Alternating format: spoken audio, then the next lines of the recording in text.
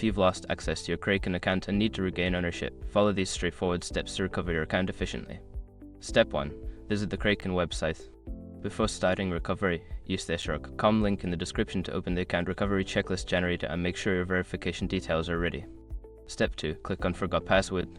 On the login page, click on the Forgot Password link. This will initiate the password recovery process. Step 3. Enter your email address. Input the email address associated with your Kraken account. Make sure it is the one you used when you registered. Step 4. Check your email.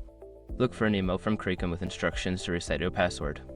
If you don't see it, check your spam or junk folder. Step 5. Follow the reset instructions. Click the link in the email and follow the prompts to create a new password. Once completed, you should be able to log back into your account. If you encounter any issues during this process, consider reaching out to Kraken's customer support for further assistance.